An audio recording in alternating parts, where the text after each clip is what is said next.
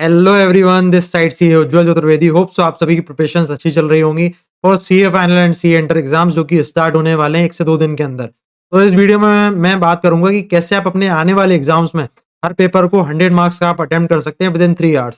क्योंकि past trend के हिसाब से जनरली ये देखा गया है कि इंस्टीट्यूट जो है हर पेपर को लेंथी बनाता जा रहा है, चाहे इंटरमीडिएट हो चाहे फाइनल हो। तो उससे होता क्या है कि स्टूडेंट्स का पेपर वो छूट जाता है, वो पूरा पेपर 100 मार्क्स का कंप्लीट नहीं कर पाते हैं। तो आपको ये इश्यू फेस ना करना पड़े, आप अपना पेपर को पूरा अटेम्प्ट कर पाएँ। इसके लिए मैं आपके साथ एक टेक्निक शेयर करूँगा जो ट्राइड एंड टेस्टेड है, जिसका मैंने खुद यूज़ किया था पर्सनली और उससे मुझे काफ़ी बेनिफिट मिला था। तो आगे बढ़ने से पहले एक आपसे रिक्वेस्ट थी, अगर आप इस चैनल पे नए हैं, तो इस चैनल को सब्सक्राइब कर लीजिए। इसी तरह की वीडियो के लिए इस वीडियो को लाइक कर दीजिए, ताकि ये वीडियो ज़्यादा से ज़्यादा लोगों तक पहुँच सके और अपने दोस्तों के साथ शेयर करना मत भूलिएगा बिल्कुल भी, ताकि उनको इस वीडियो का फ़ायदा मिल सके। विदाउट एनी टाइम वेस्टेज मैं शुरू करता हूँ इस वीडियो को। अब सबसे पहले बात करता हूँ कि जो आपको जैसा पता है कि 15 मिनट्स आपका रीडिंग टाइम मिलता है ड्यूरिंग एग्ज़ाम्स। हर पेपर में 15 मिनट्स रीडिंग टाइम होता है और 180 मिनट्स में आपको जो है बाकी पेपर जो है अपना करना होता है, ठीक है? उसमें 10 मिनट्स मैंने आप यहाँ पे इसलिए माइनस कर दिए क्योंकि जो है आपको अदर फॉर्मेलिटीज़ जो ड्यूरिंग एग्ज़ाम्स करनी होती हैं, चाहे कॉपी फिल करना, चाहे आपकी अटेंडेंस शीट फिल करना, वो सारी चीज़ें उसमें आपका 10 मिनट चला जाता है। तो इफेक्टिव टाइम जो आपके पास बचता है वो 170 मिनट्स है और 100 मार्क्स का आपको अटेम्प्ट करना है तो 1.7 मिनट पर मार्क आपका जो है वो टाइम रहता है। इस तरीके से मैंने इसको कैलकुलेट किया तो 5 मार्क्स के लिए आपके पास 9 मिनट्स हैं और 8 मार्क्स के लिए आपके पास 14 मिनट्स हैं। ये चीज़ ट्रैक करना ड्यूरिंग एग्ज़ाम्स बहुत ज़रूरी है, बहुत ज़रूरी है, क्योंकि अगर आप इसको ट्रैक नहीं करेंगे, एग्ज़ाम्स में एक-एक क्वेश्चन को आप 8 मार्क्स के क्वेश्चन को या 5 मार्क्स के क्वेश्चन को 20-20 मिनट देंगे अगर आप, तो मतलब आप दूसरे जो आपके क्वेश्चन्स हैं, उनको आप कितना अपना मतलब नुकसान पहुँचा रहे हैं। आते हुए क्वेश्चन्स आप नहीं कवर कर पाएँगे। इसलिए ट्रैक करना बहुत ज़रूरी है। आप वॉच लेके जाइएगा ज़रूर। मैं क्या करता था, एक मतलब मैं ट्रैक करता रहता था वॉच में अपनी, चाहे एग्ज़ाम हॉल में चाहे वॉच हो या ना हो, आपको अपनी वॉच लेके जानी है, खुद ट्रैक करते रहना है। अब ड्यूरिंग एग्ज़ाम्स आपका क्या होगा कि आपने लेट्स से आपने 8 मार्क्स का कोई क्वेश्चन उठाया, तो कोई ज़रूरी तो है नहीं 8 मार्क्स का, मतलब इंसान ही है तो 8 मार्क्स का हम मतलब जल्दी हम कवर कर लें, 40 मिनट्स में ही कवर कर लें। तो ऐसा केस अगर आपके साथ होता है, तो मैं आपको एक चीज़ कहूँगा कि 14 मिनट से मान लो ज़्यादा लग रहे हैं अगर 8 मार्क के क्वेश्चन के लिए, तो आपको ये चीज़ देखना है कि क्या मैंने 80 से 90% वो क्वेश्चन मेरा कवर हो गया है? अगर हाँ, और मुझे 1 से 2 मिनट में, अगले 1 से 2 मिनट में मेरा जो है मैं उस क्वेश्चन को पूरा कवर कर लूँगा, तो आप उस क्वेश्चन को जो है पूरा कवर करो, पूरा क्वेश्चन कर लो, तब आप अगले क्वेश्चन पे बढ़ो। अगर आपका 14 मिनट में ही 8 मार्क के क्वेश्चन का 50% कंप्लीशन हुआ है, तो अब मैं कहूँगा कि तत्काल प्रभाव से उसको आप तुरंत एकदम जो है छोड़ दो। उसको बिल्कुल समय एक्स्ट्रा देने की ज़रूरत नहीं है। अब आपको जो है बाकी क्वेश्चन्स कवर करके, जब आपके पास समय बचे तब आपको उसको कवर करना है लास्ट में। अगर आप उसी क्वेश्चन में फँसे रहे, ऐसे तो आपको क्या होगा, सारा पेपर आपका खराब हो जाएगा और ऐसा आपको होने नहीं देना है। आपको खुद से प्रॉमिस करना है, कैसे भी हो, मुझे 100 मार्क्स का कवर करना है, करना है, करना है, कैसे भी करना है। ठीक है ना? वो ऐसे ही होगा, जब तक आप इसको ट्रैक करेंगे, ट्रैक करते रहिए और एग्ज़ाम अपना करते रहिए तो आपका कवर होगा। ठीक है ना? ऐसे ही मैंने फ़ॉलो किया था तो ये चीज़ होती है, मुझे पता है, हो जाता है पूरा कवर, ठीक है? और तो बस यही चीज़ है कि आपको जो क्वेश्चन ज़्यादा समय ले रहा है उसको आप छोड़ दीजिए, अगले क्वेश्चन पे बढ़िए, 2-3 पेज छोड़ दीजिए और आगे बढ़िए अपना, जब बाद में समय होगा तब आप उसको पूरा करिएगा।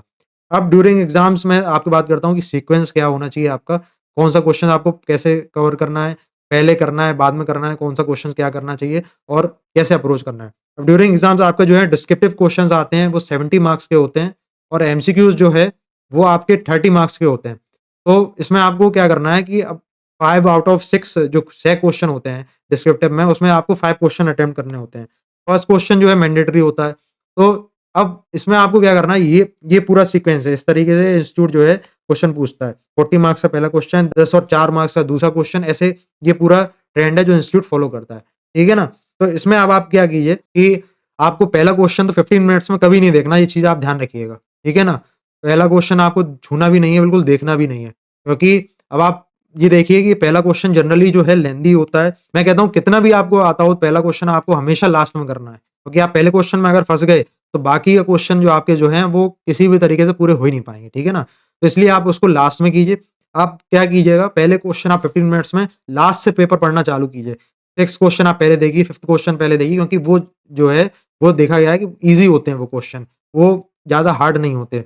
आपने 15 मिनट्स में आपने डिसाइड किया, आपने डिसाइड कर लिया कौन-सा क्वेश्चन मुझे करना है, ठीक है?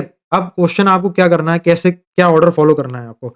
जो बेस्ट आपके 3 क्वेश्चन्स हैं, आप ट्राई कीजिए कि बेस्ट 3 क्वेश्चंस आपको 1.5 आवर्स में आपको कवर करने हैं, आपको सबसे पहले 42 मिनट जो आपके मार्क्स हैं, वो 1.5 आवर्स में आपके सिक्योर हो जाने चाहिए।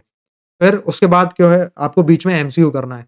मैं बीच में एमसीक्यू बीच में ही कहूँगा, पहले ना पहले करना है ना आपको आखिरी करना है, उसका एक कारण बताता हूँ।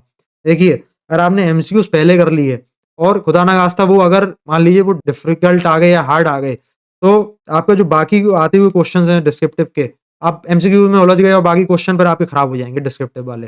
हो ही नहीं पाएँगे, आपका पूरा पेपर हो ही नहीं पाएगा। इसलिए एमसीक्यूज़ आपको क्या करना है, एमसीक्यूज़ आपको बीच में ही करना है। अब बीच में करने का फ़ायदा ये है कि आपने 42 मार्क्स के तो कवर यहाँ पे कर ही लिया 1.5 आवर्स में पहले।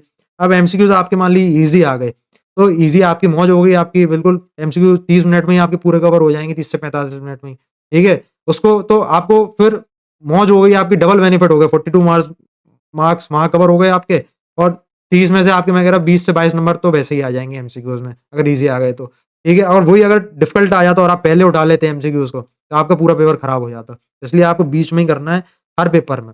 और फिर बचे हुए जो आपका 45 से 50 मिनट है और जो जितना भी टाइम बचा है, उसमें आपको रिमेनिंग 2 क्वेश्चन करने हैं। इस तरीके से आप करोगे, तो आपका जो है 40 मार्क्स लाना मैं कहता हूँ बहुत बड़ी बात नहीं है। और इस तरीके से आप 42 मार्क्स यहाँ पे आपके आ गए, 22 मार्क्स यहाँ पे आ गए मान लो 20 से 22 मार्क्स और यहाँ पे मैं कहता हूँ 2 क्वेश्चन जो आपके 28 नंबर के उसमें आपके 15 क्वेश्चन 15 नंबर तो आएँगे, तो एग्ज़ैम्पशन तो आपकी ऐसे ही आ जाएगी। तो आपको टेंशन लेने की ज़रूरत नहीं है, बस एक चीज़ का ध्यान रखना है कि आपको पेपर पूरा अटेम्प्ट होना चाहिए आपका क्योंकि आप साल भर कितनी भी मेहनत आपने करी हो, 6 महीने कितनी भी मेहनत करी हो, जब तक आप पेपर पूरा अटेम्प्ट नहीं करके आएँगे, एग्ज़ामिनर को दिखा के नहीं आएँगे कि हाँ, मुझे पूरा पेपर आता है। तो मैं कहता हूँ आपको कुछ ना आता हो क्वेश्चन में, लेकिन आप जितना भी आपकी नॉलेज हो, उतना आपको लिख के आना है और पूरा पेपर अटेम्प्ट करना है। क्योंकि नहीं अटेम्प्ट करेंगे तो स्कोर आपका इंक्रीज़ नहीं होगा। इसलिए इसी हिसाब से चलें और अपना पूरा पेपर अटेम्प्ट कीजिए, अपना पूरा बेस्ट देके आइए पेपर में, बस इसी तरीके से आपको चलना है। और मुझे पता है आप कर लेंगे। आपसे हो जाएगा, आप पूरा पेपर आप ही अटेम्प्ट करके आएँगे। भाई और लोग भी तो करते हैं, तो आप भी करेंगे, क्यों नहीं करेंगे? ठीक है ना? तो आपके एग्ज़ाम्स के लिए ऑल द बेस्ट। इसी तरीके से करिएगा और इस वीडियो को अगर अच्छी लगी हो तो ज़्यादा से ज़्यादा लोगों तक शेयर कीजिएगा। Thank you so much.